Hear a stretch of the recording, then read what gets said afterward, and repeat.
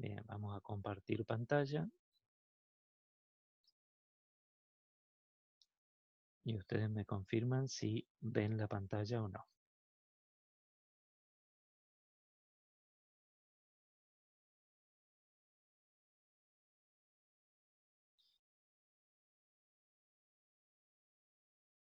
Bien, creo Ahí que ya se ve, estamos. profe. Bien, perfecto.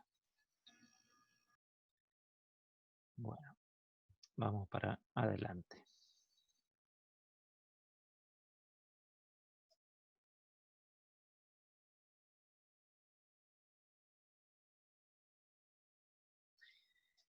Bien.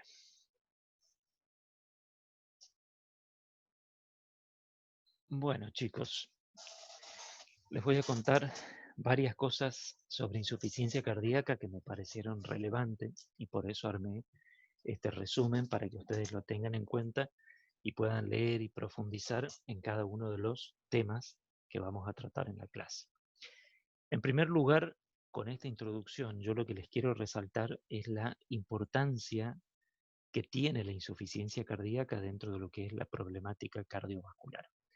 Definitivamente es relevante desde el punto de vista sanitario, ya que acarrea importantes costos a cualquier sistema de salud. En muchos casos, la insuficiencia cardíaca representa tal vez el final de múltiples patologías cardiovasculares y en otros casos, la insuficiencia cardíaca es la causa primaria del problema del paciente. La gran importancia que tienen los factores de riesgo cardiovascular en su asociación con el desarrollo de insuficiencia cardíaca, de tal manera que tenemos que ser conscientes en cada paciente que vemos en consultorio, en guardias de emergencia, etcétera, en insistir con el adecuado control de los factores de riesgo cardiovascular. Sumado a esta problemática que son los factores de riesgo, tenemos también en Argentina y sobre todo en nuestra zona, en el norte de nuestro país, otra problemática que es la enfermedad de Chagas. También es otra causa de deterioro de la función sistólica del ventrículo izquierdo y su consecuencia que es la insuficiencia cardíaca o que lamentablemente también todavía existan causas de valvulopatías reumáticas, cosa que sería ideal haber erradicado hoy por hoy. Formas de clasificar o de organizar o estructurar nuestro cerebro para pensar en insuficiencia cardíaca hay muchas. Sin embargo, yo les planteo esta posibilidad de clasificar la insuficiencia cardíaca para que hablemos hoy durante la clase.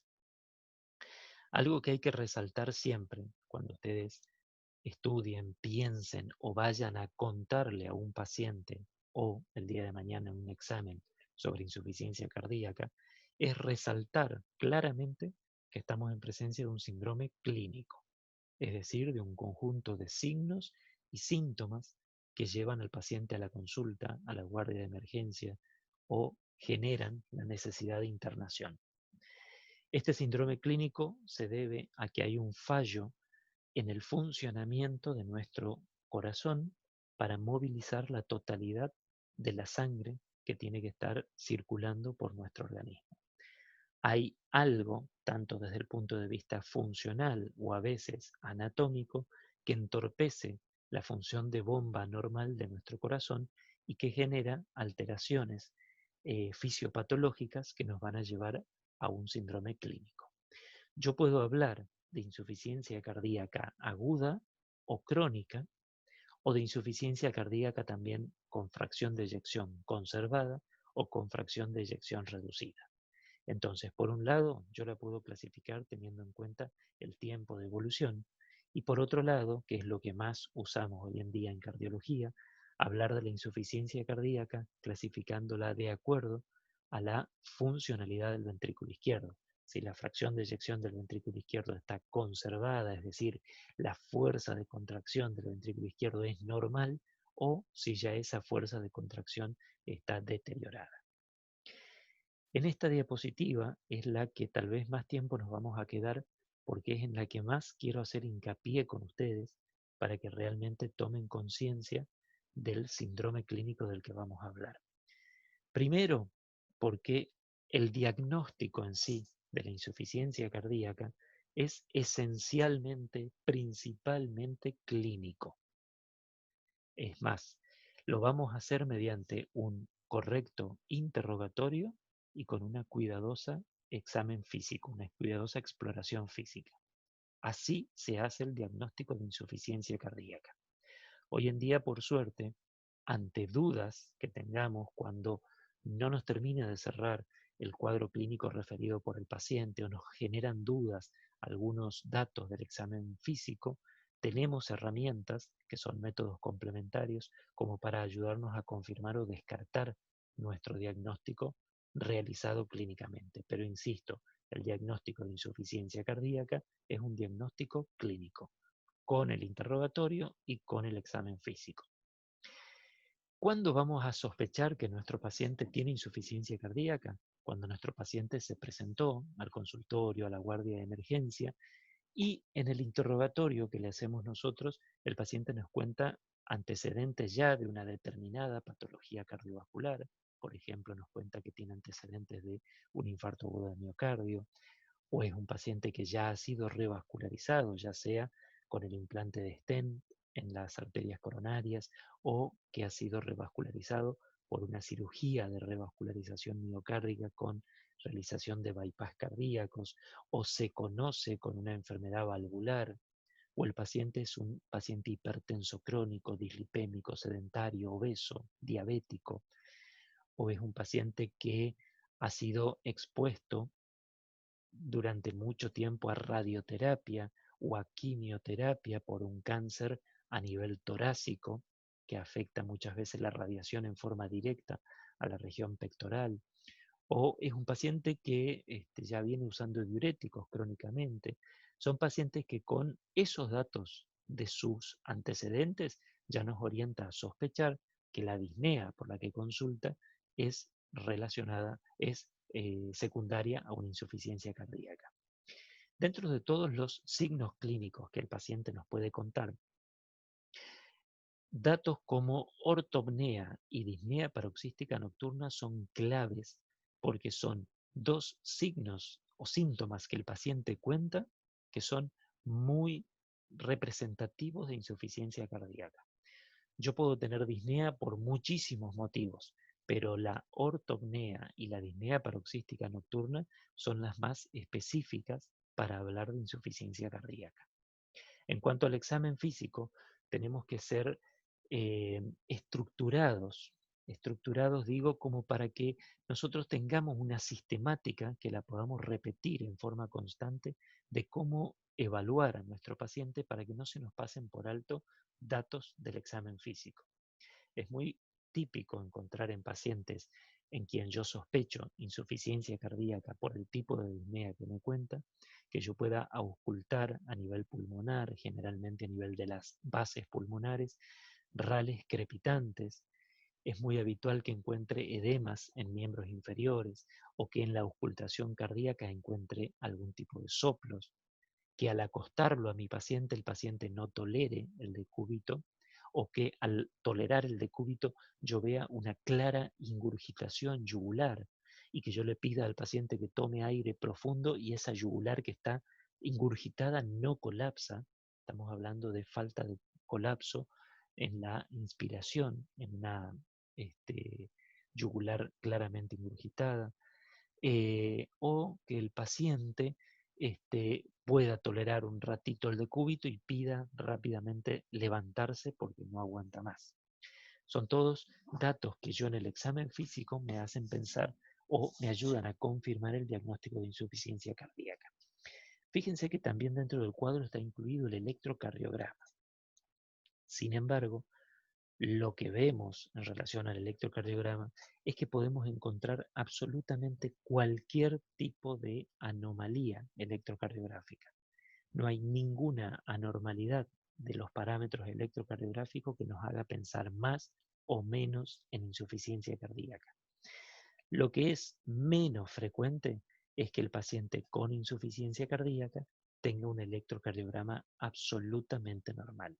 Eso sí sería raro. Entonces, en este caso, la presencia de signos, cualquier signo electrocardiográfico anormal, es una herramienta más que nos ayuda a pensar en que el cuadro clínico que nos contó el paciente es insuficiencia cardíaca. ¿Qué pasa si pese a este cuadro, a nuestro interrogatorio, a nuestro examen físico y a nuestro electrocardiograma, a mí me siguen quedando dudas respecto a si el paciente tiene o no insuficiencia cardíaca, si la disnea esta es realmente de origen hemodinámico, porque yo también puedo en ese mismo momento, con todos los datos del interrogatorio y el examen físico, plantearme los diagnósticos diferenciales. ¿Por qué esto no es, por ejemplo, una neumonía? ¿Por qué no es una disnea de origen psicogénico? ¿Por qué no es un trastorno de ansiedad? ¿Por qué no es solo un efecto secundario de algún fármaco? Entonces, debo plantearme los diagnósticos diferenciales y en ese caso dispongo de otras herramientas como ser los exámenes complementarios que me pueden ayudar a confirmar o descartar. Fíjense que a continuación de las flechitas estas, no está, por ejemplo, la radiografía de tórax, no está un laboratorio de rutina. Sin embargo, aunque no estén dentro de este gráfico, yo ahora más adelante les voy a marcar la importancia que tiene poder pedir una radiografía de tórax, un laboratorio que nos van a ayudar muchísimo, no solo a confirmar el diagnóstico de insuficiencia cardíaca, sino justamente a determinar cuál puede ser la causa que haya gatillado esta insuficiencia cardíaca y también a determinar en parte el pronóstico de este paciente con insuficiencia cardíaca. Vamos a agotar ahora el análisis de este cuadro. Este cuadro es el que está publicado en todas las guías nacionales e internacionales para la de insuficiencia cardíaca, para el diagnóstico de la misma. ¿Por qué contamos con, a continuación, péptidos natriuréticos o directamente con una ecocardiografía?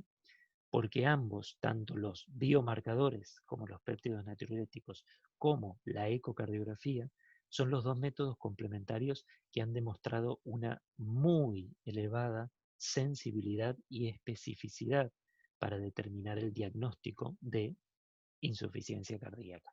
Mientras que un laboratorio de rutina y una radiografía de tórax nos pueden ayudar mucho, pero definitivamente tienen menos sensibilidad y especificidad que los péptidos natriuréticos y la ecocardiografía.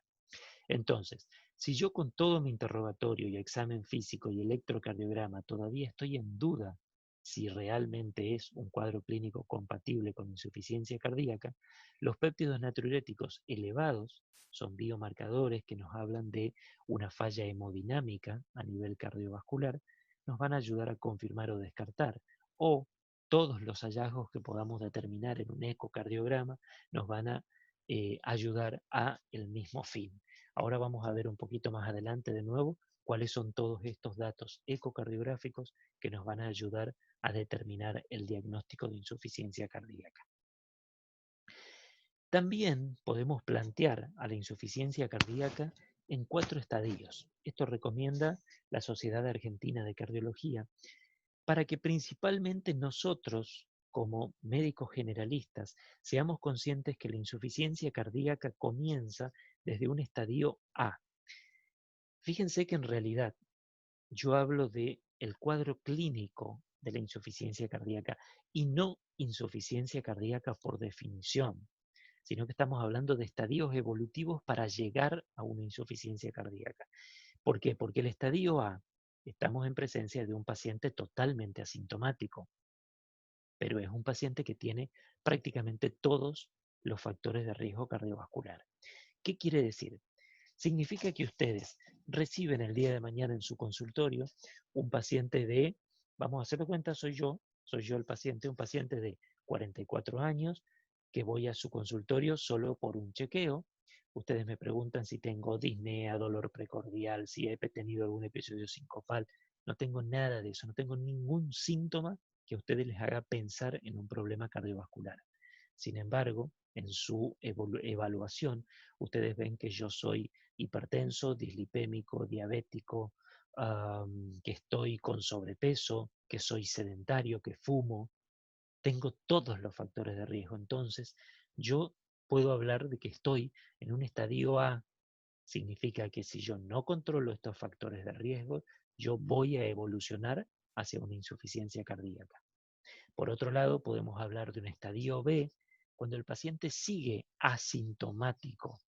Yo voy a interrogarlo de todas las maneras posibles, pero ese paciente no tiene síntomas de origen cardiovascular. Sin embargo, ya la cronicidad de alguno de estos factores de riesgo, como por ejemplo la hipertensión, ya generó cambios a nivel de mi corazón, ya generó hipertrofia ventricular, ya generó pérdida de la elasticidad ventricular y por ende está generando un cierto grado de disfunción diastólica. Entonces, yo soy un paciente completamente asintomático, pero que ya tengo una alteración estructural de mi corazón que me va a predisponer fácilmente al desarrollo de insuficiencia cardíaca. En los dos últimos estadios, el estadio C y el estadio D, sí tenemos finalmente el cuadro clínico de la insuficiencia cardíaca. Ya tenemos un paciente sintomático y en el caso del estadio C es una paciente que tiene el cuadro clínico de insuficiencia cardíaca y que tiene una alteración estructural del miocardio que facilita y que yo puedo confirmar cuál es la causa de esta insuficiencia cardíaca. Mientras que dejamos al estadio D cuando estamos hablando de un deterioro severo de la función sistólica del ventrículo izquierdo, un deterioro muy marcado estructural y funcional de nuestro corazón y por lo tanto, en la mayoría de los casos hablamos de pacientes con un cuadro clínico refractario al tratamiento farmacológico.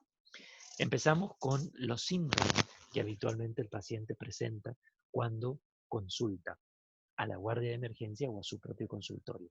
Dentro de ellos los podemos dividir de la siguiente manera, en síntomas que son típicos y síntomas que son menos típicos o menos representativos de insuficiencia cardíaca.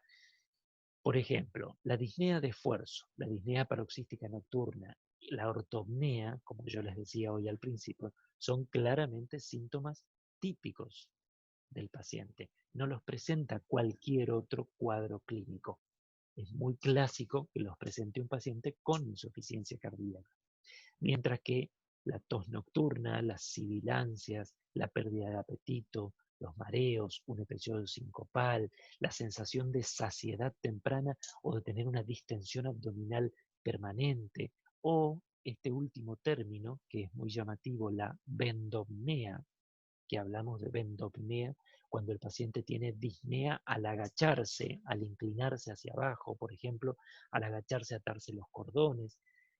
Ese tipo de síntomas pueden presentarse en otros cuadros clínicos distintos a la insuficiencia cardíaca, pero también los debemos considerar porque, por ejemplo, que digamos, el paciente viene y les cuenta nada, que cuando llega la noche y se va a acostar a dormir, resulta que se acuesta y a los 5 minutos comienza con tos.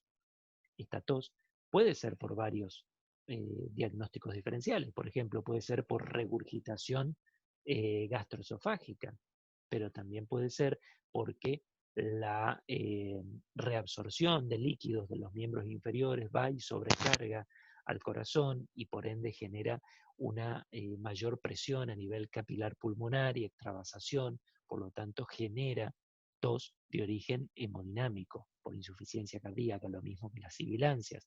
Si esta congestión pulmonar genera vasoconstricción, puede generar también sibilancias, pero las sibilancias también pueden ser parte de un cuadro asmático. Entonces son síntomas menos típicos, pero que también pueden estar presentes en un paciente con insuficiencia cardíaca.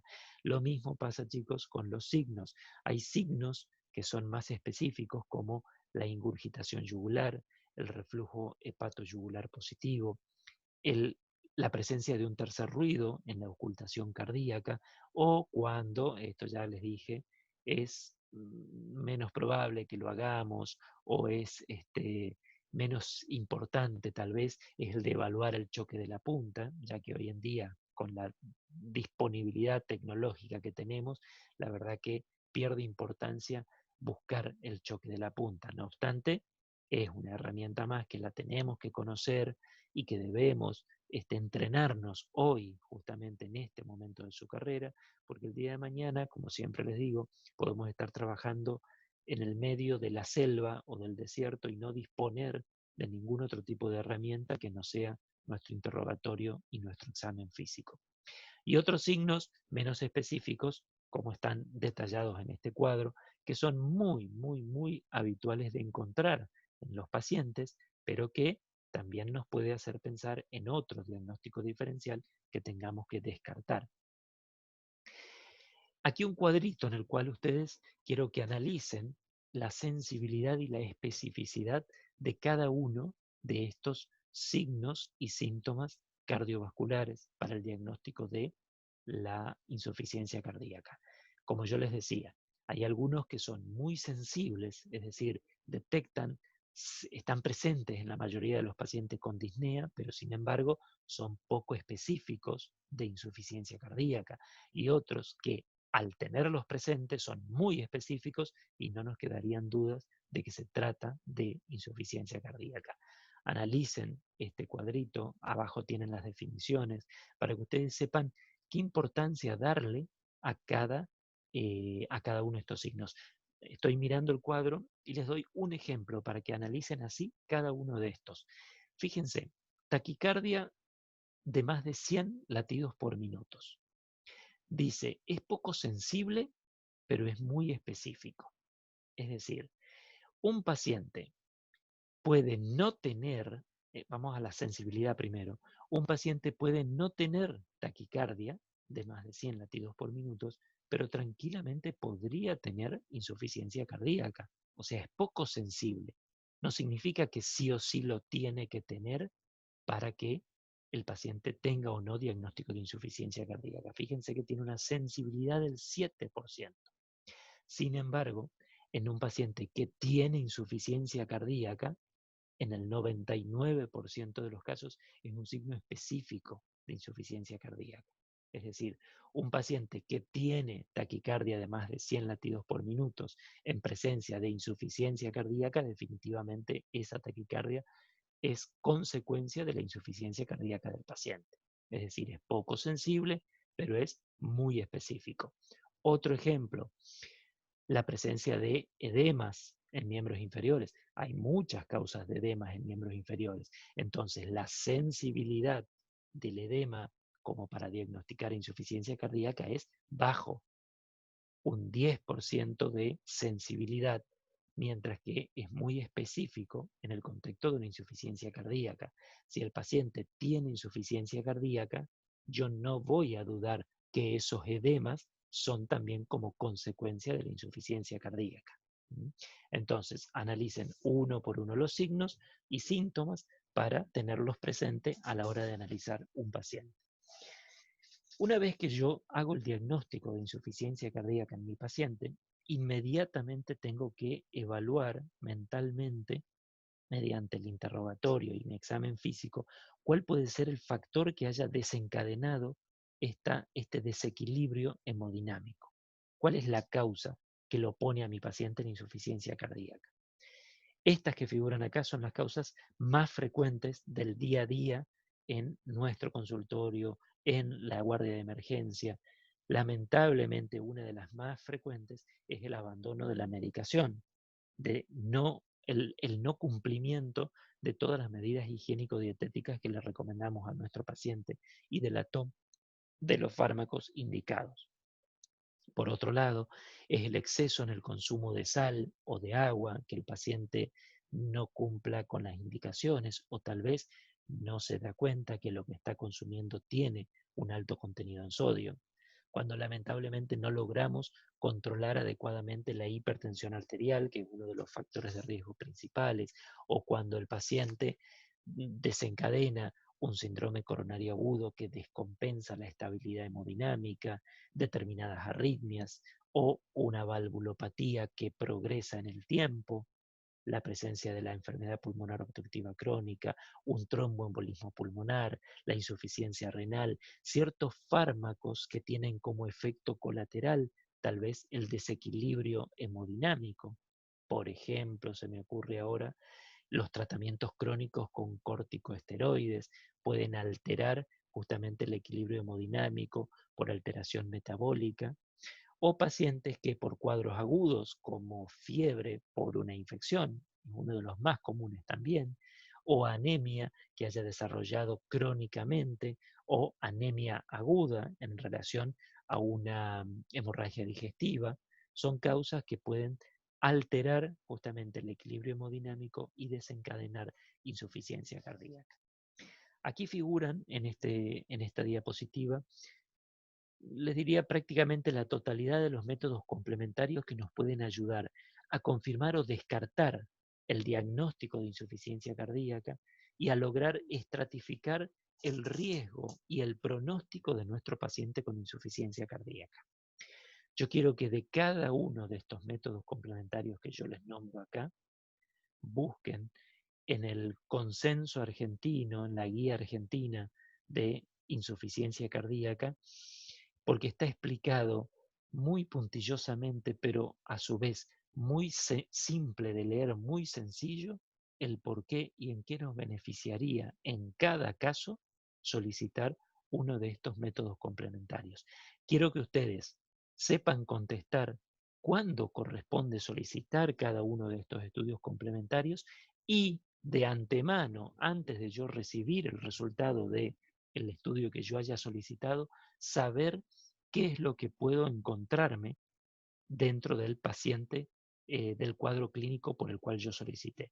Si yo pido una ergometría, yo tengo que saber cuáles son los posibles resultados que puedo encontrarme. Si yo pido una TAC multicorte, no la voy a pedir porque sospecho, hagamos de cuenta, una infección como desencadenante de insuficiencia cardíaca. La pido porque sospecho, por ejemplo, enfermedad coronaria como causa del deterioro funcional y como tal vez uno de los desencadenantes. Entonces, quiero que lean detalladamente la recomendación de la Sociedad Argentina de Cardiología de en qué momento se solicita cada uno de estos métodos complementarios. Les voy a nombrar, como les dije, dos de los métodos complementarios que deberían ser prácticamente de rutina solicitar en nuestros pacientes cuando yo sospecho insuficiencia cardíaca. Por un lado, una radiografía de tórax en la cual nos va a dar mucha información, no solo acerca de las posibles anormalidades de la silueta cardiovascular, para que nos haga sospechar tal vez cuál es la cavidad más sobrecargada, cuál es el origen probable de este desequilibrio, nos puede informar mucho acerca de eh, si predomina la normalidad de cavidades derechas o de cavidades izquierdas, nos va a hablar mucho sobre el estado de nuestra arteria aorta, realmente nos va a brindar mucha información. Así como habíamos hablado dentro de la clase de métodos complementarios, analizar cada uno de los bordes de la silueta cardiovascular para sospechar cuál puede ser la cavidad o el reborde que esté asociado al cuadro clínico que tengo frente a mí. Tenemos que evaluar a nivel de las playas pulmonares si hay o no redistribución de flujo, si hay o no infiltrados algodonosos a nivel de, por ejemplo, las bases pulmonares, si hay infiltrado intersticial, las famosas líneas de Kerley, que tenemos que buscarla más cerca de los ángulos costofrénicos o en los campos medios pulmonares, y nos va a ayudar muchísimo a ver si hay o no alguna otra causa extracardíaca asociada al cuadro clínico, porque muchas veces un paciente que se presenta con una insuficiencia cardíaca, tal vez yo en una radiografía de tórax puedo evaluar muchos signos compatibles con una enfermedad pulmonar obstructiva crónica, porque no, lamentablemente, encontrar signos que me hagan sospechar en una tumoración pulmonar, en una tumoración mediastinal, en una anormalidad de la parrilla costal, entonces, o por ejemplo en un neumotórax que nos ayude a hacer un diagnóstico diferencial de la disnea de mi paciente. Definitivamente una radiografía de tórax, frente y perfil nos va a dar muchísima información, no solo para confirmar o descartar diagnóstico de insuficiencia cardíaca, sino para evaluar otras etiologías de la disnea del paciente. También es de rutina solicitar un laboratorio. Primero, remarcado en el primer cuadro, hablar del hemograma, la función renal, la función hepática y las alteraciones hidroelectrolíticas, porque esa es una rutina que no nos puede faltar en el pedido de laboratorio en un paciente con insuficiencia cardíaca. El hemograma nos va a ayudar muchísimo, por ejemplo, a determinar si no hay un cuadro infeccioso que haya desencadenado mi insuficiencia cardíaca.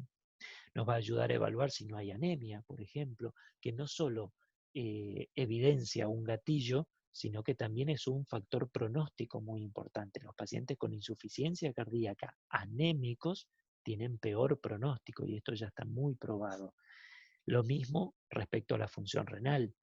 Es un factor pronóstico muy importante, un paciente con un deterioro renal o con enzimas hepáticas elevadas y un deterioro de la función hepática.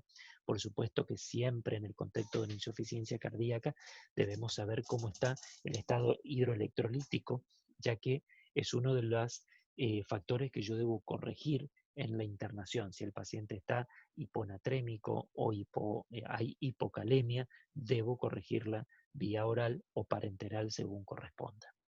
También en un segundo recuadro hablamos de la importancia de las hormonas tiroideas. ¿Por qué? Porque si yo frente a mí tengo un paciente taquicárdico, taquipneico, con un trastorno de ansiedad, debo sospechar, ¿por qué no un hipertiroidismo? O al contrario, veo un paciente abotagado, edematizado, ralentecido desde el punto de vista metabólico, de su frecuencia cardíaca, puedo sospechar un hipotiroidismo, como también desencadenantes o como gatillos de mi insuficiencia cardíaca. ¿Cuándo yo voy a solicitar anticuerpos antimiocárdicos? Cuando yo no encuentro en absoluto algo que justifique mi insuficiencia cardíaca y sobre todo cuando yo tengo un paciente con una miocardiopatía dilatada idiopática. No encuentro la causa que haya generado la dilatación de mi corazón y el deterioro de la función. Yo definitivamente debo sospechar en una miocarditis como causa de este deterioro significativo de la función sistólica del ventrículo izquierdo. Por lo tanto, debo pensar en autoanticuerpos que hayan deteriorado la función miocárdica.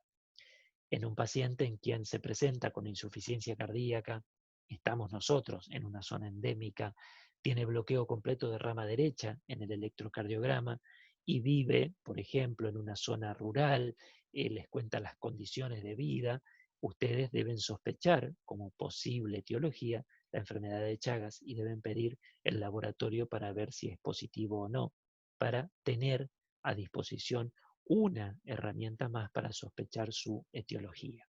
Finalmente, los péptidos natriuréticos, que como dijimos hoy, nos van a ayudar a confirmar o descartar y también van a ayudar en el seguimiento del paciente, ya que si yo realizo el tratamiento farmacológico de la insuficiencia cardíaca, pero los pacientes no disminuyen sus péptidos natriuréticos, debo seguir investigando cuál es la causa, ya que es un factor pronóstico muy importante. Lo mismo que las troponinas. Las troponinas las asociamos inmediatamente a enfermedad coronaria, pero también son marcadores pronósticos muy importantes en el contexto de la insuficiencia cardíaca. No hay dudas, como dijimos en el gráfico al inicio, de que el ecocardiograma hoy es la herramienta que nos va a dar la mayor cantidad de información respecto a cuál es la causa de nuestra insuficiencia cardíaca, cómo está la función sistólica de las cavidades, cuál es el tamaño de cada una de las cavidades, cómo están nuestras válvulas, nos puede objetivar si hay o no, por ejemplo, estructuras tanto intracardíacas como extracardíacas que puedan ser las responsables de la insuficiencia cardíaca del paciente. Es la manera de confirmar o descartar la presencia de derrames pericárdicos, nos va a ayudar a determinar cuál es la presión capilar pulmonar, de tal manera que yo puedo saber cómo está la presión a nivel de los capilares de mi pulmón para saber si hay causa o no para que haya extravasación sanguínea y eso sea la causa de acumulación intersticial de líquido y esa sea la causa de mi disnea. Hoy en día, hasta incluso les agrego un dato muy relativamente reciente, que es la ecografía pulmonar. Los mismos cardiólogos que se dedican a la ecocardiografía, especialistas en ecocardiografía, eh, son los que están comenzando a evaluar el realizar ecografía pulmonar para confirmar o descartar la presencia de congestión a nivel intersticial o también a nivel alveolar. Ya pueden evaluar la presencia de líquido en el intersticio pulmonar y justificar si eso se debe, si eso es la causa o no de mi insuficiencia cardíaca. En base a los resultados de mi ecocardiograma, yo puedo ahora sí confirmar o descartar el diagnóstico de insuficiencia cardíaca y sobre todo puedo también clasificar a mis pacientes para hablar si se trata de pacientes que tienen fracción de eyección conservada o fracción de eyección reducida. Fíjense que hay tres grupos. Hoy en día los podemos dividir en pacientes que tienen todos los síntomas y signos de un cuadro clínico de insuficiencia cardíaca, por lo tanto, tienen el síndrome, tienen diagnosticado insuficiencia cardíaca, si tienen todos los signos y síntomas. Pero resulta que en mi ecocardiograma yo tengo un paciente con un corazón totalmente normal, con fuerza normal. Por lo tanto, yo estoy viendo que acá no hay un problema de contracción cardíaco. El paciente tiene una insuficiencia cardíaca con fracción de eyección conservada. Lo más probable es que en ese contexto clínico yo encuentre que mi paciente tiene la contractilidad normal, pero tal vez la relajación de mi corazón esté alterada, es decir, la función diastólica de mi corazón está alterada y esa sea la causa de mi insuficiencia cardíaca.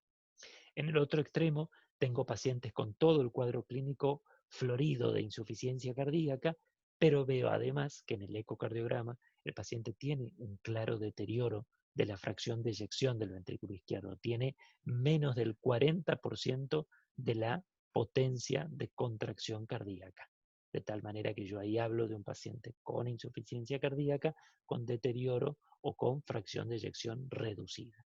Y después tenemos el grupo de pacientes que está en la mitad. Hablamos con un deterioro medio de la fracción o con un deterioro moderado de la fracción de eyección ventricular izquierda.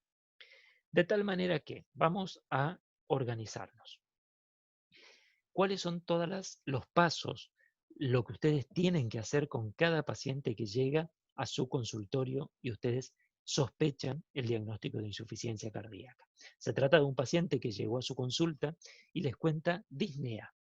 Ustedes con el interrogatorio van a ver qué tipo de disnea, en qué contexto se presenta, si es con el esfuerzo o no, si además tiene o no ortopnea o disnea paroxística nocturna.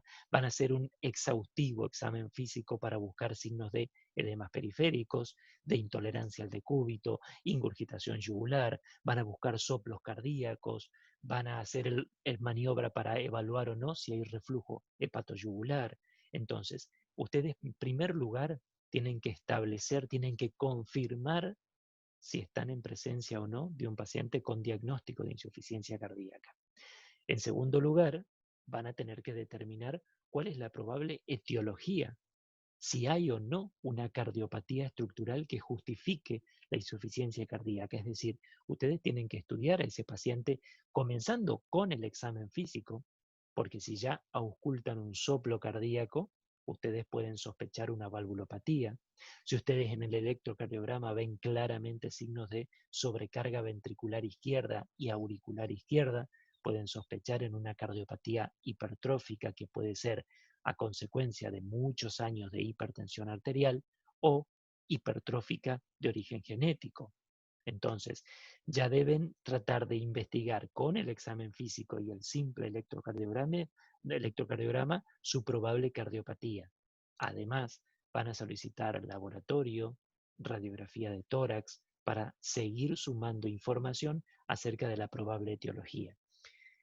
Además, deben determinar cuál pudo haber sido la causa desencadenante de esta actual insuficiencia cardíaca. Ver si, por ejemplo, el paciente tiene un cuadro infeccioso, si el paciente no está hipertiroideo, si el paciente ya venía tratado y discontinuó el tratamiento o comenzó un nuevo tratamiento farmacológico que tal vez como efecto colateral descompensó al paciente o comenzó y no se da cuenta a comer alimentos con alto contenido de sodio. Ustedes deben investigar cuál puede ser la causa desencadenante actual.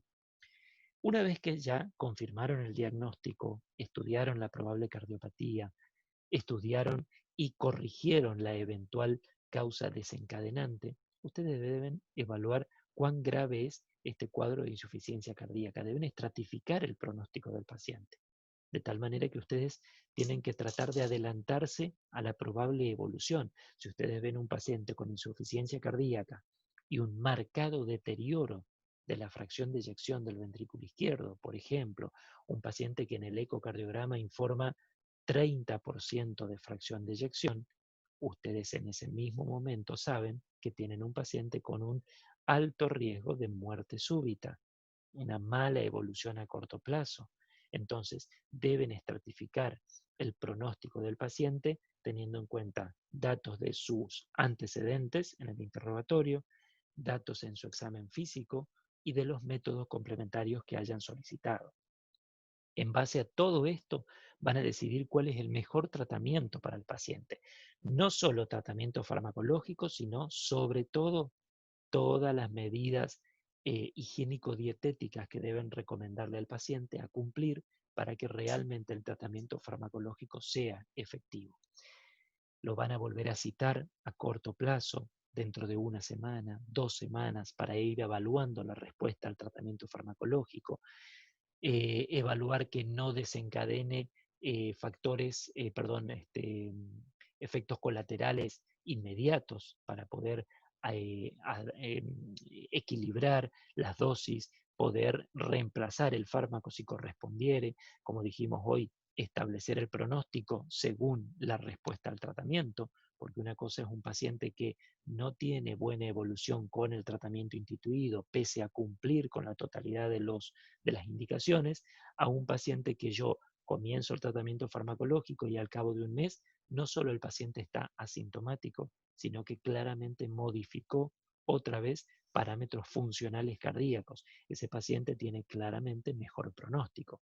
Y finalmente, que hay veces que olvidamos en el consultorio los factores psíquicos y el soporte psicosocial de nuestro paciente, es decir, considerar en nuestra charla el entorno social del paciente, ver en qué contexto vive ese paciente, con quién está acompañado o si está solo, no tiene familia, ver a qué distancia vive de un centro de salud, ver a qué tipo de acceso farmacológico va a tener. No nos olvidemos que en muchos casos un cuadro de insuficiencia cardíaca evoluciona hacia un síndrome depresivo, ya que el paciente se ve limitado en cada una de sus actividades físicas, de tal manera que va generando en forma progresiva un deterioro anímico del paciente, y esto definitivamente es contraproducente a largo plazo para el mismo. Cuando yo estoy frente al paciente con insuficiencia cardíaca, me planteo siempre estos 3 objetivos y quiero que graben esto, chicos, porque es algo que nosotros, cuando iniciemos el tratamiento a nuestro paciente, debemos tenerlo presente. Porque por un lado, yo voy a plantear fármacos que idealmente hayan demostrado reducir la mortalidad de mi paciente. No solo yo quiero mejorarle los síntomas, sino de que yo quiero tener implicancias a largo plazo, que mi paciente no progrese el deterioro de la función cardíaca, que mi paciente a largo plazo evite tener cada vez más fibrosis en el tejido miocárdico. Entonces, mi tratamiento farmacológico para insuficiencia cardíaca debe buscar cumplir con uno de los primeros objetivos, que es el de reducir la mortalidad de mi paciente. Yo tengo que facilitar que la expectativa de vida de mi paciente no se reduzca. Por otro lado, debo evitar que mi paciente con insuficiencia cardíaca tenga que ser hospitalizado una vez por mes. Yo debo lograr equilibrar mi tratamiento farmacológico para que mi paciente se mantenga estable en el tiempo y no tenga recaídas constantes. Y finalmente, mi objetivo inmediato, pero que es el objetivo tal vez menos importante a largo plazo, es mejorar el cuadro clínico general del paciente, mejorar la clase funcional, que el paciente tolere el día a día, que realice actividades en forma normal. Para ello, debo realizar un tratamiento farmacológico muchas veces dinámico, pero yo estos tres objetivos me los tengo que plantear sí o sí, de tal manera que, primero y principal, cuando hablamos de tratamiento de la insuficiencia cardíaca, chicos, debemos plantearnos esta placa que yo les pongo acá.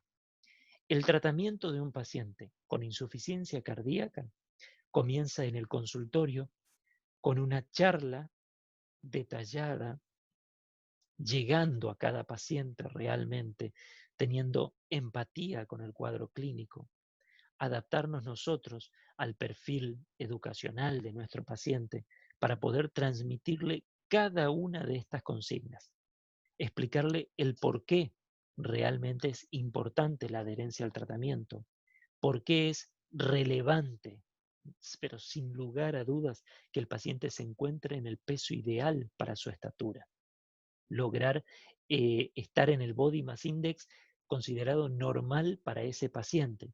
Porque una cosa es que un corazón que ya de por sí tiene un deterioro funcional, un deterioro de la contractilidad, tenga que darle sangre a 120 kilos de peso corporal versus tener que darle sangre a un paciente de 70 kilos.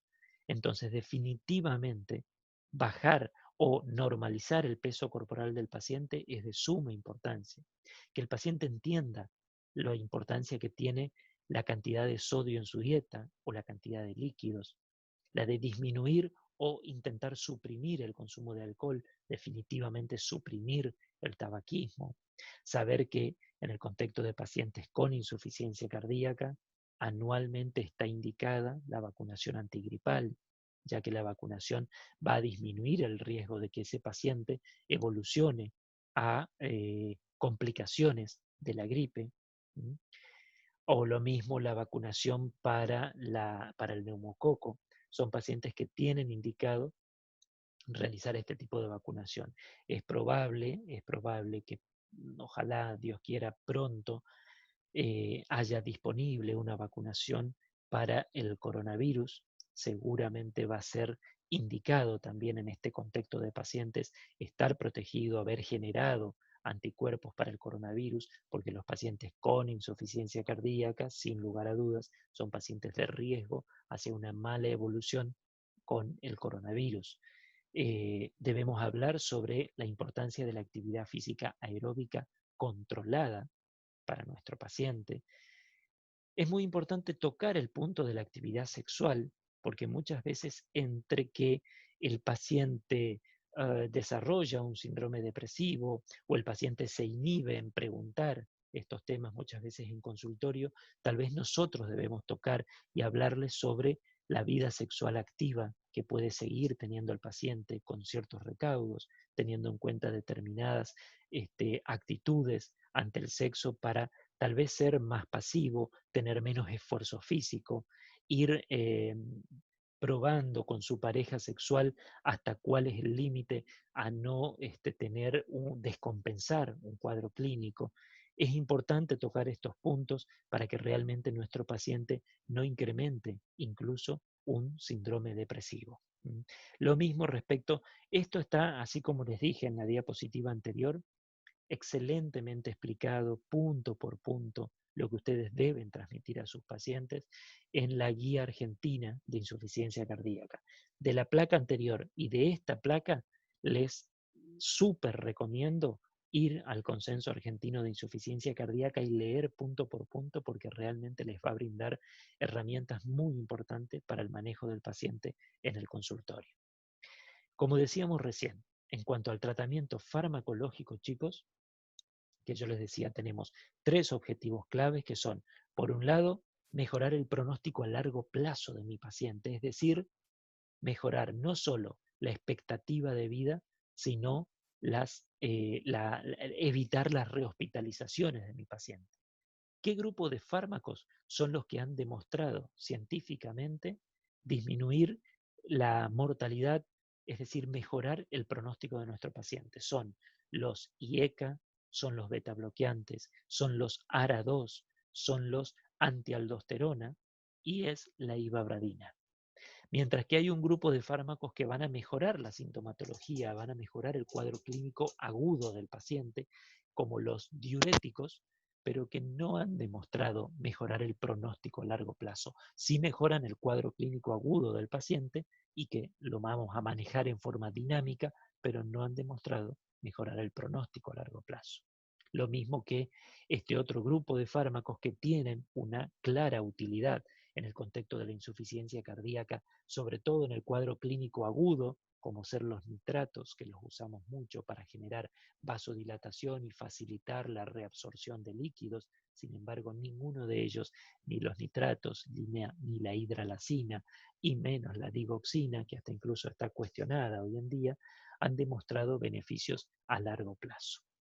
Hoy en día la estrella, por eso se lo dibujé así, en el tratamiento farmacológico de la insuficiencia cardíaca es la combinación del sacubitrilo y el valsartán. Es un fármaco que ha demostrado que en ciertos grupos de pacientes realmente han demostrado un beneficio significativo comparado con otros fármacos. De tal manera que en ese subgrupo específico de pacientes debemos considerarlo para indicar. Ahora, de la totalidad de fármacos que existen para el tratamiento de la insuficiencia cardíaca, las sociedades, tanto las sociedades argentinas, la Sociedad Argentina de Cardiología como la Federación Argentina de Cardiología y todas las sociedades internacionales, hablan del manejo de la insuficiencia cardíaca crónica en pacientes con fracción de eyección reducida, basándose en el siguiente cuadro. Este cuadro ahora lo vamos a ir desglosando porque es la manera en la que todos nosotros vamos a hacer el tratamiento de la insuficiencia cardíaca en nuestros pacientes cuando confirmamos el cuadro de insuficiencia cardíaca y confirmamos que hay cierto deterioro de la fracción de eyección del ventrículo izquierdo. Fíjense, vamos por parte. Primero, arriba nos dice que en la totalidad de pacientes en que yo vea un cuadro clínico de insuficiencia cardíaca, es decir, mi paciente está disneico, mi paciente está claramente encharcado, está lleno de líquido, hay edemas periféricos, hay ingurgitación yugular, yo ausculto claramente rales a nivel pulmonar, lo lógico, no hay mucho análisis que hacer, debo hacer el tratamiento farmacológico de la insuficiencia cardíaca y mejorar las condiciones de este paciente. Por lo tanto, el tratamiento que yo voy a aplicar en todos mis pacientes, en cualquier estadio de progresión de la insuficiencia cardíaca o independientemente de la fracción de eyección de mis pacientes, es el diurético, principalmente los diuréticos de ASA, como la furosemida, para equilibrar nuevamente el estado hemodinámico de mi paciente. Es decir, que insuficiencia cardíaca, paciente congestivo, independientemente de la fracción de eyección, el manejo se hace con diuréticos de ASA. En segundo lugar, y también fíjense que si yo tengo un paciente con insuficiencia cardíaca y en mi ecocardiograma me informa una fracción de eyección menor al 35%, pese a que yo estoy con el tratamiento farmacológico completo y optimizado en cuanto a las dosis, yo en ese paciente debo pensar en hacer prevención de muerte súbita, porque ese paciente con ese deterioro de la fracción de eyección tiene un alto riesgo de hacer taquicardias ventriculares y fibrilación ventricular y tener muerte súbita. De tal manera que en el contexto de un paciente con menos del 35% y un tratamiento farmacológico óptimo, yo debo pensar en el implante de un cardiodefibrilador para evitar una muerte súbita. Entonces, estas dos primeras barras que están arriba son aplicables siempre, fíjense, vamos de nuevo para atrás, están en forma vertical y justamente atraviesan la totalidad de nuestro cuadro, de nuestro tratamiento farmacológico. Eso significa, está en cualquier momento de su estadio evolutivo, de tal manera que los diuréticos los voy a usar siempre que yo tenga un paciente congestivo y siempre voy a pensar en el implante de un desfibrilador en el contexto de un paciente que ya tiene todo el tratamiento farmacológico optimizado en cuanto a dosis y en cuanto a el fármaco que hayamos elegido, pero tenemos un paciente con un deterioro severo de la función. Entonces, estas primeras indicaciones es para la totalidad de los estadios de insuficiencia cardíaca. Ahora vamos a empezar de cero y de lo más frecuente que podemos llegar a encontrar en el consultorio. Ustedes hagan de cuenta que reciben un paciente con un cuadro clínico compatible con insuficiencia cardíaca. Ustedes lo confirman con el interrogatorio, el examen físico y métodos complementarios. Y están en presencia de un paciente que tiene una insuficiencia cardíaca con un deterioro de la fracción de eyección y el paciente está sintomático.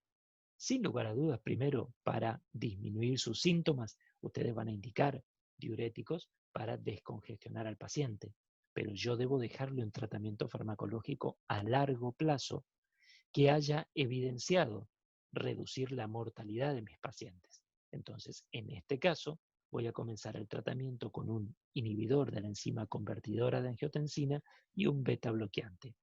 Ambos, un IECA y un beta bloqueante, han demostrado reducir la mortalidad y mejorar el pronóstico de los pacientes con insuficiencia cardíaca.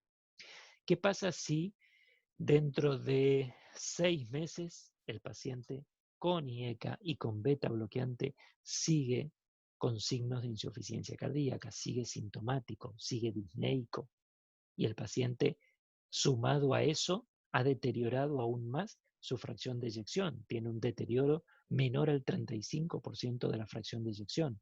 Si un paciente que ya viene con IECA y beta bloqueantes y tiene un deterioro de la fracción de eyección, yo debo pensar en sumarle al IECA y al beta bloqueante un, un antialdosterona, un ARMs antagonista de los receptores mineralocorticoides. ¿Cuáles son los antialdosteronas? Son la espironolactona, es la esplerenona. Entonces, debo sumar al IECA y al beta bloqueante la espironolactona o la esplerenona. Si con eso mi paciente compensa, yo me quedo con ese tratamiento farmacológico. Si pese a estos 3 fármacos, es decir, un IECA, un beta bloqueante y un antialdosterona como la espironolactona o la eplerenona, el paciente sigue con un cuadro clínico compatible con insuficiencia cardíaca, un deterioro significativo de la fracción de eyección, yo debo pensar en otras alternativas para mejorar el cuadro clínico de mi paciente. Fíjense que aquí se abre en 3 alternativas que no significa que no puedan darse en forma conjunta estas 3 alternativas. Ahí abajo lo dice, estos tratamientos pueden combinarse. Entonces, ustedes están ante la presencia en este momento de un paciente que ya viene tratado con un IECA o un ARA2, más un beta bloqueante, más espironolactona o eplerenona. Pese a este tratamiento óptimo con las dosis óptimas, su paciente sigue en insuficiencia cardíaca. Yo puedo plantear a esta altura la posibilidad de que si el paciente venía tolerando adecuadamente el IECA, dosis altas de IECA, yo puedo plantear suspender el IECA y reemplazarlo por el sacubitrilo valsartán, que es el fármaco que les dije estrella en este momento para el tratamiento de los pacientes con insuficiencia cardíaca por todos los beneficios que ha demostrado. Entonces, sustituir el IECA o el ARA2 que esté tomando el paciente en ese momento por un inhibidor de la nesiliprina y de los receptores de angiotensina. Ese es el sacubitrilo valsartán. ¿Cuál es el principal inconveniente de los pacientes que van a tomar sacubitrilo valsartán? Es el tolerar la hipotensión arterial que puede llegar a generarles el sacubitrilo valsartán, de tal manera que debemos ser prudentes en el tratamiento, en la dosificación y adelantarles esta información a nuestros pacientes. Por otro lado, si el paciente viene, como dijimos recién, con un IECA, un beta bloqueante y la espironolactona, y además yo evalúo su electrocardiograma y vemos que tiene un bloqueo completo de rama izquierda con un QRS mayor a 130 milisegundos, claramente ese paciente tiene asincronía de contracción. Ese paciente, al tener un QRS tan ancho, al tener bloqueada completamente una rama, principalmente la rama izquierda, nos está diciendo que los ventrículos, el derecho y el izquierdo, están contrayéndose en forma asincrónica. Primero se contrae el derecho y luego el izquierdo, de tal manera que al perder esa sincronía, pierde fuerza, pierde potencia, disminuye claramente el gasto cardíaco de ese paciente. Una cosa es que los dos ventrículos estén latiendo en forma sincrónica y va a aumentar el gasto cardíaco, a que si cada pared del corazón late en forma asincrónica. Cuando yo tengo un paciente con insuficiencia cardíaca, con tratamiento farmacológico óptimo, pero que tiene un QRS mayor a 130 milisegundos, debo pensar en la posibilidad de implantarles un marcapasos o cardiodefibrilador con función de resincronización cardíaca. En esos pacientes yo voy a implantar estos dispositivos con, básicamente son 3 cablecitos, un cablecito que va a ir a la aurícula derecha, otro cablecito al ventrículo izquierdo, como van habitualmente la mayoría de los pacientes que se implantan marcapasos o cardiodefibrilador, pero en los pacientes que reciben una terapia de resincronización, yo debo agregar un tercer cablecito que debe ingresar a través de la aurícula derecha, localizar el seno coronario, el ostium, la puertita del seno coronario, entrar a través del seno coronario y llegar a una rama colateral que me lleve finalmente este cablecito hasta el ventrículo izquierdo. De tal manera que yo ahora voy a tener un catéter en el ventrículo derecho, otro en el ventrículo izquierdo, y yo voy a programar ese dispositivo para que ambos catéteres, derecho e izquierdo, generen contracción sincrónica de ambas cavidades. Es decir, voy a volver a sincronizar, voy a resincronizar mis cavidades ventriculares para mejorar justamente el gasto cardíaco del paciente. También está probado hoy por hoy que si yo tengo mi paciente con insuficiencia cardíaca, con tratamiento farmacológico completo y optimizado, con IECA, beta bloqueante y antialdosterónicos, pero mi paciente, pese a tener una dosis elevada de beta bloqueante, mi paciente sigue con una frecuencia cardíaca por arriba de 70 latidos por minuto, o en muchos casos arriba de 90 o de 100 latidos por minuto, yo debo sumarle ivabradina al tratamiento. La ivabradina es un fármaco antiarrítmico que ha demostrado su acción específicamente a nivel de las células del nódulo sinusal, frenando al potencial de acción para que el nódulo sinusal dispare menos de lo que habitualmente viene haciéndolo. De tal manera que yo, al frenar la frecuencia cardíaca de mi paciente, disminuir la frecuencia cardíaca a menos de 70 latidos por minuto, estoy permitiendo una adecuada relajación de las paredes, mejorando el componente diastólico, de tal manera que voy a mejorar en sí la insuficiencia cardíaca. Fíjense que también están en distintos colores. Por un lado, los inhibidores de la nesiliprina y los receptores de la angiotensina, es decir, el sacubitrilo y el valsartán, están de color verde. La resincronización está un poco verde y un poco naranja o amarillento, y la ivabradina amarilla. Es el nivel de evidencia que ha alcanzado cada uno de estos por el tipo de estudios con los cuales ha sido estudiada. Tiene mayor evidencia el sacubitrilo valsartán y menor evidencia la ivabradina. No obstante, como les dije al principio, yo puedo tener un paciente con combinar estos 3 tratamientos. Un paciente con insuficiencia cardíaca que no solo yo reemplace el IECA por el sacubitrilo valsartán, sino que además le implante un resincronizador cardíaco, de tal manera que combino terapéuticas para mejorar el resultado. O, por ejemplo, paciente que le ponga un resincronizador, pero que a su vez le indique ivabradina para bajar su frecuencia ventricular. ¿Qué pasa si lamentablemente con todos estos tratamientos mi paciente sigue sintomático, sigue con mala evolución? No hay dudas que a esta altura estamos ante la presencia de un paciente con un muy mal pronóstico, un paciente que si ya no ha respondido a todos estos tratamientos que han demostrado evidencias a favor de una buena evolución en insuficiencia cardíaca, definitivamente estamos hablando de un paciente con un estadio avanzado de insuficiencia cardíaca en el cual vamos a pensar en otras alternativas farmacológicas que tal vez no han demostrado ampliamente beneficios, pero que sí hay determinados estudios pequeños tal vez que han demostrado mejorar sobre todo la calidad de vida de estos pacientes.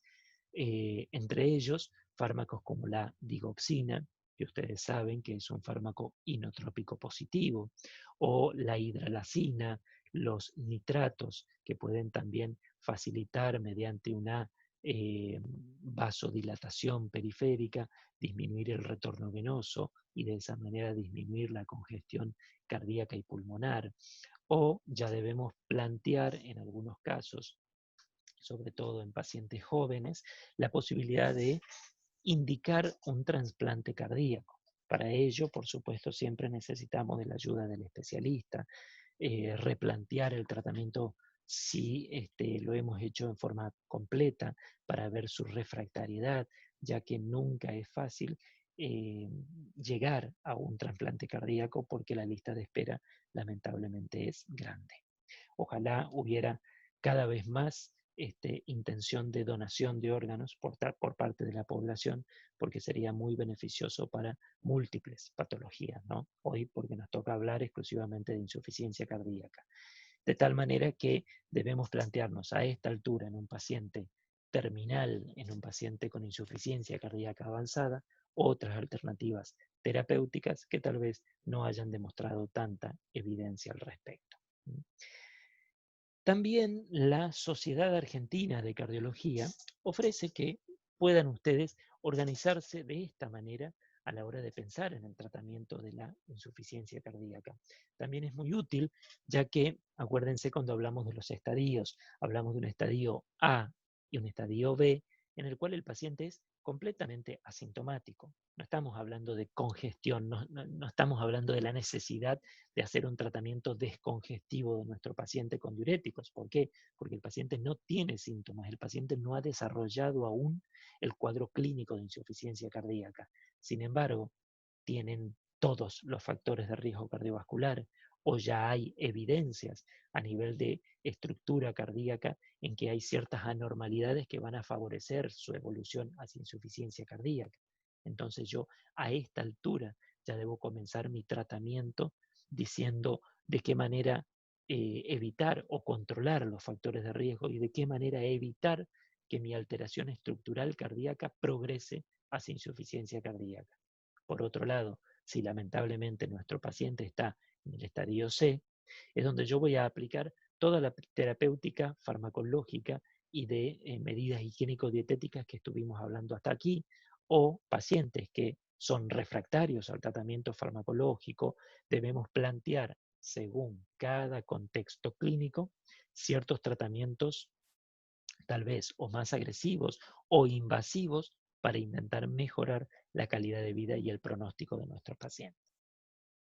Hasta aquí hablamos de lo que es principalmente la insuficiencia cardíaca crónica. Ahora les voy a dar algunos conceptos sobre el manejo de la insuficiencia cardíaca aguda, es decir, de un paciente que se les va a presentar a ustedes habitualmente en la guardia de emergencia o tal vez en su consultorio, pero sin tener una historia de larga data que justifique una lenta y progresiva insuficiencia cardíaca, sino un desarrollo de insuficiencia cardíaca de 24, 48 o de una semana más tardar. Es un paciente que ha desarrollado una insuficiencia cardíaca aguda. El manejo del cuadro clínico va a depender básicamente de estos dos parámetros, de la perfusión y de la temperatura que nosotros, de la congestión, por ejemplo, pulmonar o de miembros inferiores, y de la perfusión que va a determinar la temperatura corporal de mi paciente. Fíjense que lo podemos agrupar en estos 4 perfiles clínicos de pacientes. Si yo tengo un paciente normoperfundido, pero no está congestivo. Yo tengo un paciente, primero ustedes imagínense para poder seguirme en este cuadrito, que el paciente se les presenta a ustedes en la guardia de emergencia, disneico en clase 4. El paciente está disneico, ustedes lo interrogan, hacen el examen físico y en el examen físico, por ejemplo, no encuentran para nada ni rales crepitantes, no encuentran edemas de miembros inferiores, no encuentran en absoluto ingurgitación yugular. Es decir, el paciente está seco, no está congestivo. Sin embargo, y ustedes también además ven que el paciente está hipoperfundido, está levemente hipotenso, está con 90, por ejemplo, de tensión arterial sistólica. Bueno, ese es un paciente que está caliente y seco.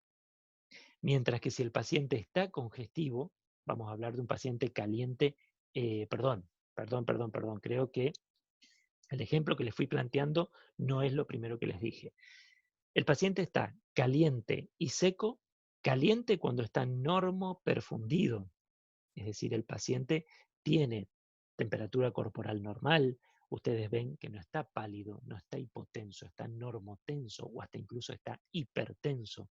Ese paciente está normoperfundido, pero está seco, no tiene ningún signo de congestión pulmonar. También podemos plantear que el paciente esté normotenso o hipertenso incluso, esté normoperfundido, pero esté congestivo.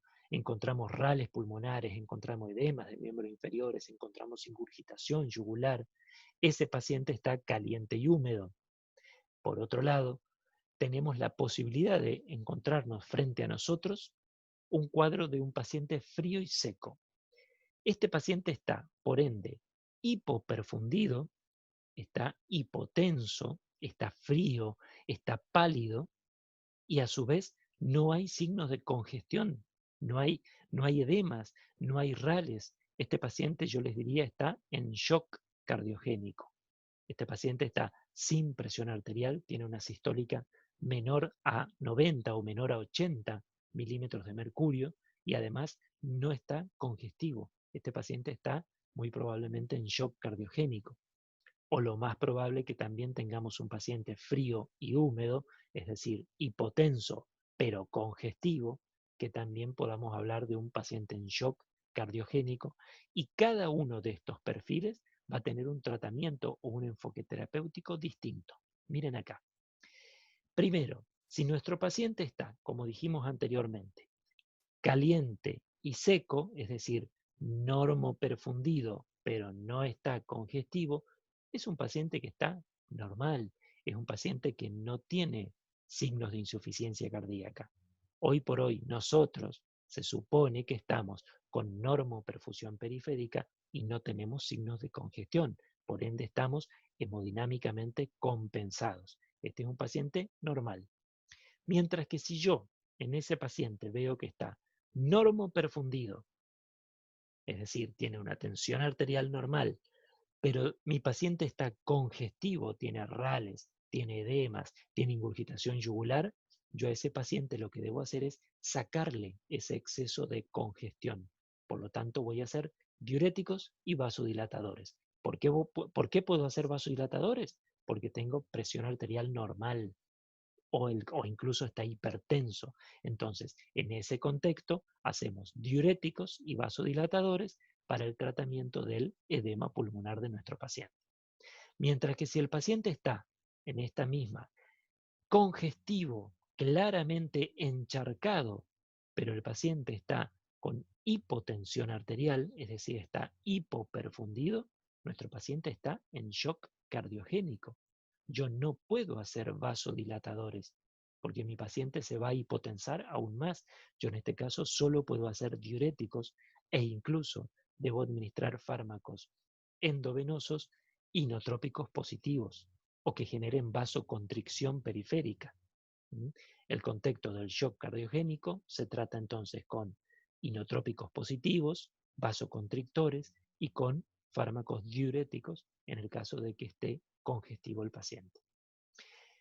El cuarto y último estadio podría ser un paciente que esté hipoperfundido y a su vez esté seco, es decir, el paciente no le puedo hacer diuréticos porque mi paciente no está congestivo, mi paciente está seco, yo no le debo sacar aún más líquido, mi paciente está hipotenso y seco. ¿Qué debo hacer? Debo administrar fluidos, debo administrar solución fisiológica. Mi paciente está hipovolémico. Por ejemplo, puede llegarme un paciente a la guardia de emergencia, Disney con clase funcional 4, hipotenso y seco, pero está Disney con clase 4. Entonces, mi paciente yo lo puedo asumir como una insuficiencia cardíaca aguda, pero en el contexto de hipovolemia, por ejemplo, de una hemorragia digestiva significativa, un paciente deshidratado por diarrea. eh, diarrea. En este caso, yo lo que debo hacer como tratamiento es administrar solución fisiológica. ¿eh? Entonces, acuérdense que en el manejo de la insuficiencia cardíaca aguda deben tener principalmente dos parámetros en cuenta para poder clasificar a nuestros pacientes y saber qué tratamiento farmacológico administrar. Si está frío y seco, frío y húmedo, caliente y seco o caliente y húmedo. Es una manera de organizarnos. Fíjense este gráfico en el cual les va a volver a explicar básicamente lo mismo, pero está tal vez más sencillo para seguirlo. Ustedes reciben al paciente con insuficiencia cardíaca aguda y van a plantear como primer ítem si su paciente está o no congestivo, si el paciente está o no con signos de edemas, ingurgitación, rales. Si el paciente está congestivo, es decir, está húmedo, yo debo evaluar quitar ese exceso de congestión. Ahora, yo voy a quitarle con diuréticos, sí, pero debo evaluar si puedo darle o no vasodilatadores. Si en mi paciente, además de estar congestivo, está normotenso o hipertenso, yo sí puedo darle vasodilatadores. Si mi paciente está congestivo, pero está hipotenso, yo solo debo darle diuréticos. Por otro lado, si el paciente no está congestivo, debo evaluar a continuación la perfusión periférica.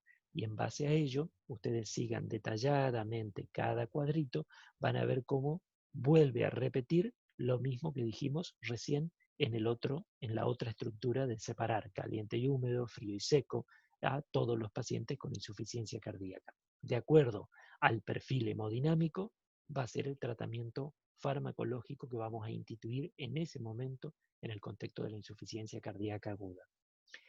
No hay dudas, chicos, que si ustedes reciben en la guardia de emergencia una insuficiencia cardíaca aguda, van a evaluar inmediatamente cuál puede ser el gatillo, la causa desencadenante de esa insuficiencia cardíaca aguda.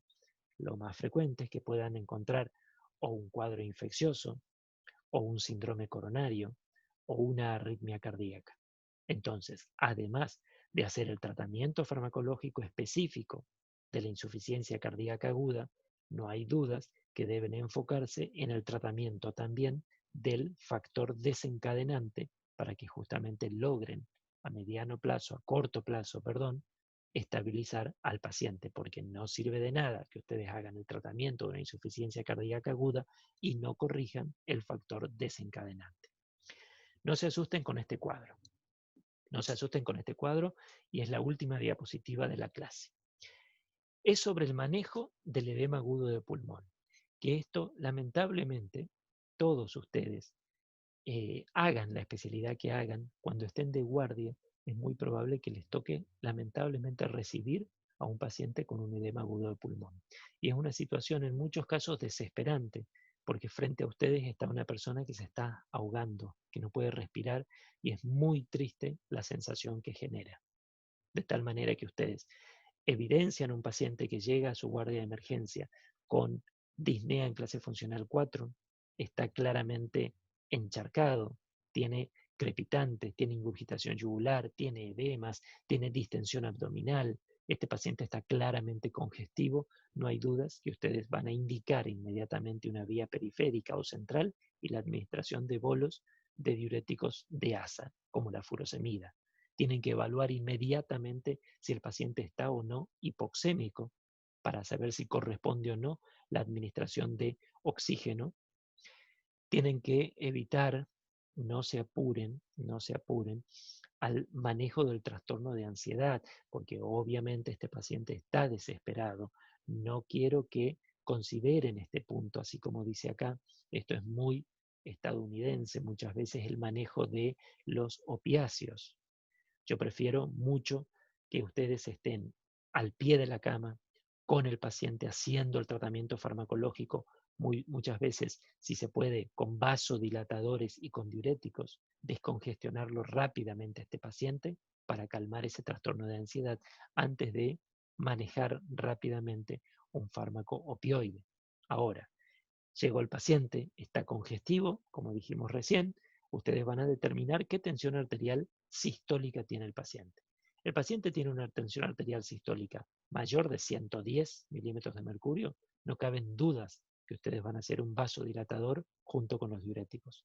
Mientras que si el paciente tiene una tensión arterial sistólica menor de 85 milímetros de mercurio, no hay dudas que su paciente está en shock cardiogénico y que ustedes deben utilizar fármacos inotrópicos positivos, como la dopamina, como la dobutamina, como el isoproterenol. Son fármacos endovenosos de administración para generar vasoconstricción periférica, para generar eh, hipertensión arterial, tratar de subir, no generar hipertensión, sino tratar de subir o normalizar la tensión arterial del paciente para intentar compensar el shock cardiogénico del mismo.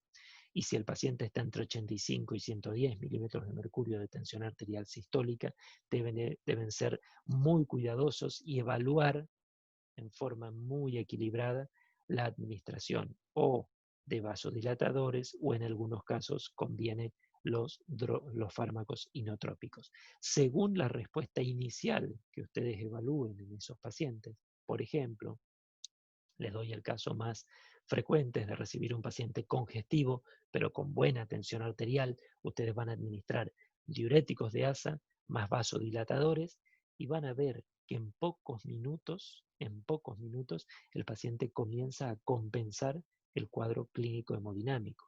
De tal manera que ustedes, así como el paciente está en edema agudo de pulmón, también indican sondar a ese paciente para que no se puede levantar a orinar, no puede salir de la cama, entonces muchas veces, o si el paciente puede hacerlo, la utilidad de medios estando en la cama, o si no va a poder hacerlo, directamente sondar la vía uretral para ir viendo la eliminación del exceso de congestión pulmonar.